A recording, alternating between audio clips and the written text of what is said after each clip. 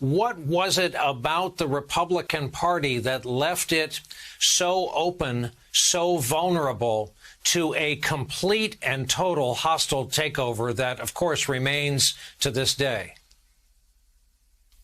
Well, in the Republican Party, the old order was dying, and I remember talking with President Trump about this and said, you seized literally history's clock. And Trump kind of jumped in his chair in the Oval Office and said, yes, that's exactly what it was. The power of Trump exists.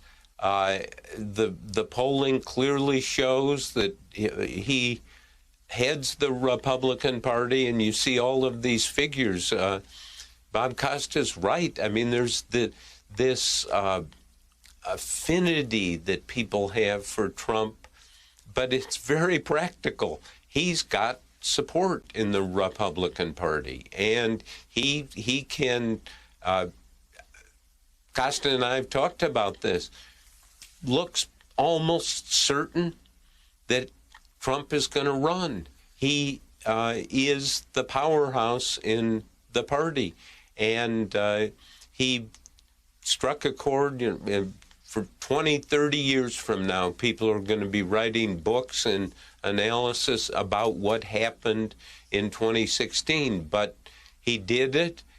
He lost in 2020 by, maybe if you look at 3 states, Arizona, Wisconsin, and Georgia, if you flip 45,000 votes, he would have been elected president. So he's there, and we're continuing the reporting on in this book what he did, what he cared about. I mean, if I don't want to dwell on it too much, but there's a scene in the book when General Milley, chairman of the Joint Chiefs, senior military man for the United States, discovers that Trump has signed a memo ordering withdrawal of all forces from Afghanistan and Somalia. This is while Trump is still president.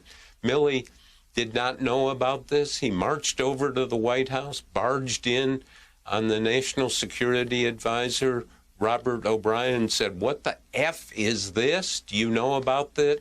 The National Security Advisor did not know about it. Others did not know about it.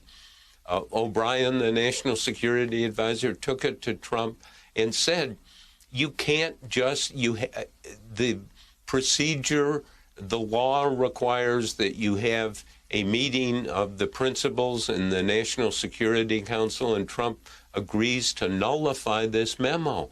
So here, Milley is looking at this, say, oh, it's not some fantasy that Trump is going to go rogue. He's seen Trump go rogue. Trump signed that memo because of a couple of underlings took it to him, and he went along with it. So Trump, a dangerous man, as we know, a dangerous president.